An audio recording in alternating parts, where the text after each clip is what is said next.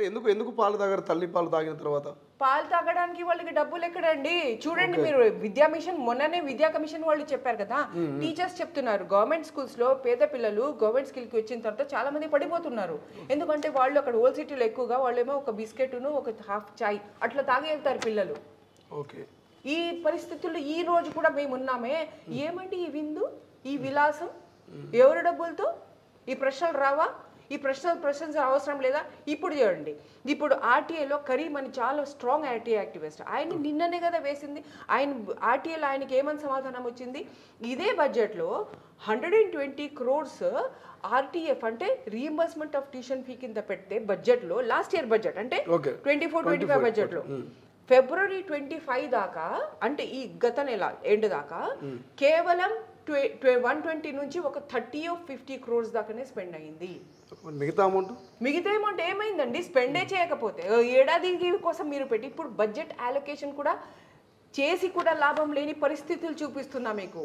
కానీ అట్లాగే maintenance tuition fee అని కూడా ఉంది, దాంట్లో కూడా 75% యూజే చేయలేదు. ఓకే, ఈ నేపథ్యంలో మేమేం చెప్తున్నామంటే 66 crore ఏమో మీరు దావత్కి పెట్టి అది ఖర్చు పెట్టడానికి సిద్ధంగా ఉన్నారు. అది కూడా ఎట్లాగా? దానికి ఒక అకౌంట్. మీరు ఇప్పుడు అన్నారు కదా లేని వారికి వెళ్ళాలి, లేని వారికి వెళ్ళాల్సింది ట్యూషన్ ఫీ వెళ్ళలేదు. అక్కడేమో విలాసాలకి విందు చేసుకుంటున్నారు. ఇదే మైనారిటీ వెల్ఫేర్. ఎంతమంది మైనారిటీ, ఎంతమందికి వెల్ఫేర్ అయింది అక్కడ? పొలిటికల్ వెల్ఫేరా, షోపుటప్ వెల్ఫేరా, ఏంటి? ఈ ప్రశ్నలు సమాధానం ఎవరిస్తారు అని చెప్పి మనం ఆర్టీఐ వేస్తే 17th ఫిబ్రవరికి నేను ఆర్టీఐ వేస్తే నాకు ఇప్పటిదాకా 2 సమాధానాలు, నిన్న ఒకటి వచ్చింది, ఈ రోజు ఒకటి వచ్చింది. ఏమని చెప్తున్నారు? వాళ్ళు ఇప్పుడు ట్రాన్స్ఫర్ చేస్తున్నారు, నాకు రిప్లై ఇవ్వట్లేదు. ఇంకా ట్రాన్స్ఫర్ చేస్తున్నారు.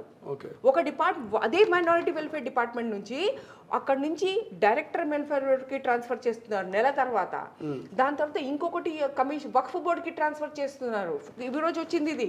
ఇప్పుడు 1 నెంబర్ 14 ఏమో వాళ్ళు వక్ఫ్ బోర్డుకి ట్రాన్స్ఫర్ చేస్తున్నారంట. ట్రాన్స్ఫర్ అవ్వాల్సింది రిసీట్ మీకు ఆర్టీఐ అప్లికేషన్ రాగానే మీరు 5 days లో ట్రాన్స్ఫర్ చేయాలని చెప్పి ఆర్టీఐ చట్టం చెప్తుంది. అంటే వీళ్ళు అసలు మైనారిటీ వెల్ఫేర్ డిపార్ట్మెంట్ అసలు చట్టమే లేదా వీళ్ళకి? అంటే ప్రతి చట్టంకి అతీతమా వీళ్ళు? ఏంటి వీళ్ళు చెప్పదలుచుకుంది మనకి? ప్రజలకి ఏం ఎగ్జాంపుల్ సెట్ చేయదలుచుకున్నారు మీరు? ఇప్పుడు చూడండి నా ఫిగర్స్. ఆర్టీఎఫ్కి 300 crores అలాట్ అయింది 2024-25కి. స్పెండ్ అయింది 73 crores. ఫిబ్రవరి 25 దాకా ఫిగర్స్ ఇవి. కరీం ఆర్టీఐలో వచ్చింది ఇది. Maintenance tuition fee 120 crores. Spend అయింది కేవలం 30 crores. అంటే 75% దాకా మీరు పిల్లలకి ఇవ్వనే లేదు. ఎన్ని కంప్లైంట్స్ వచ్చేదాకా, ఎన్ని ఏపీఎల్స్ వచ్చాయి తెలుసా మాకు?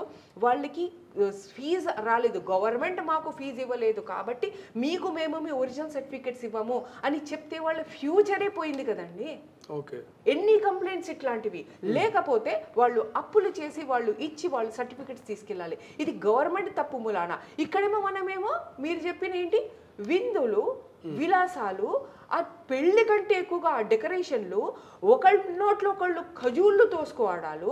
దాని తర్వాత అక్కడేమో ఆ ఎల్బీ స్టేడియంలో రకరకాల కంపార్ట్మెంట్లు, అంటే వివిఐపి విలాసంగా ఒక కంపార్ట్మెంటు, అదొక పెళ్లి విందులాగా. బయట ఏమో జర్నలిస్ట్కి ఇంకెవరికేమో వాళ్ళు ఎగబడుతున్నారు, ఒకళ్ళ మీద ఒకళ్ళు ప్లేట్లు తీసుకుంటా.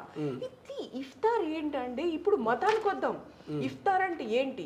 ఆ రోజు మొత్తంలో వాళ్ళు సూర్యోదయం కంటే గంట ముందరే దాన్ని డౌన్ పీరియడ్ అంటారు, అక్కడ ఆపేస్తారన్నమాట. దాని తర్వాత అక్కడ నమాజులు చేసుకుంటే, బిస్మిల్లా చేసుకుంటే, దువాలు చేసుకుంటే రోజా మొదలు. అది ఏంటి? మళ్ళీ సూర్యాస్తమం అవ్వాలా. సూర్యాస్తమం అయిన తర్వాత వాళ్ళు ఖజూరు నీళ్లతో బ్రేక్ చేస్తారు ఫాస్ట్ని. ఖజూర్ ఎందుకు? దాంట్లో చాలా చాలా మినరల్స్, కాల్షియం అన్నీ ఉన్నాయన్నమాట. అది మాకు సున్నత్ కూడా, మా రసూల్ ప్రాఫెట్ ముహమ్మద్ అది చేశారు. సో అది బ్రేక్ చేసి నీళ్లు తాగి దాని తర్వాత ఎవరి తాహతికి వాళ్ళు ఏమున్నాయో తింటారు. పండ్లు తింటారు, అన్నం తింటారు, చపాతీ, వాళ్ళ తాహతుకు మించి, వాళ్ళ తాహతుకు సరిగ్గా అవన్నీ తింటారు. సో అయిపోయింది. అది ఏంటి? ఆ ఇఫ్తార్ ఘడియలు ఏంటి? రోజంతా పస్తువులు, ఒక గరీబోడిని ఆకలి ఆ రోజు అందరికీ తెలుస్తుంది. చాలామంది మేమేంటంటే మాకు ఆకలి ఏక ముందరే మాకు అక్కడ అన్ని రెడీగా ఉంటాయి ఇంట్లో వండేసి, డేట్లో జేబులో డబ్బులు ఉంటాయి కొనుక్కోడానికి. అంటే మనకు ఎక్కువగా ఆకలి తెలిసే అవసరమే లేదన్నమాట. ఇది ఇక్కడ ఏమైతుందంటే ఆ ఉన్నవాడి కళ్ళ ముందర ఇంట్లో పిస్తా ఉంటుంది, ఐస్ క్రీమ్లు ఉంటాయి, అన్నీ ఉంటాయి. పెద్ద పెద్ద ఫ్రూట్స్ ఉంటాయి, అన్నీ ఉంటాయి, కానీ వాడు అవి తిండు.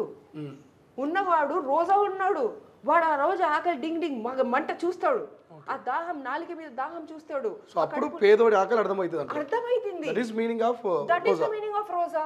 ఆ రోజాలో ఆ ఇఫ్తార్లో జరిగేది ఇంకోటి చూడండి. ఇఫ్తార్ గడియలు ఏంటంటే భగవంతుడు నీ కోసం నీ ఖురాన్లో నువ్వు చెప్పినందుకు, రసూల్లో చెప్పినందుకు నేను రోజా ఉన్నాను, నా తప్పులు నీకు మన్నించు, నాకు మంచి జ్ఞానం ఇవ్వు, నాకు మంచి క్యారెక్టర్ ఇవ్వు, నా క్యారెక్టర్ని బిల్డ్ చేయి, వాళ్ళెవరో ఒంట్లో బాగలేదు వాళ్ళకి మంచి చేయి, వాళ్ళెవరో ఫకీర్గా ఉన్నారు, వాళ్ళు అప్పుల్లో ఉన్నారు వాళ్ళది చెయ్యి అని చెప్పి దువాలు చేయడం.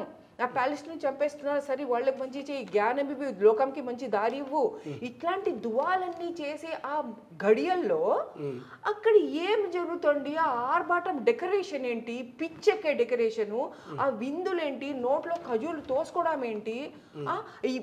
నేను ఒకటే చెప్తున్నానండి మీ ఛానల్ ద్వారా, ఇది ముస్లిం లీడ్, ఈ మత పెద్దలు మత సామరస్యం, చాలా మంది మత సామరస్యం ఉంటున్నారు.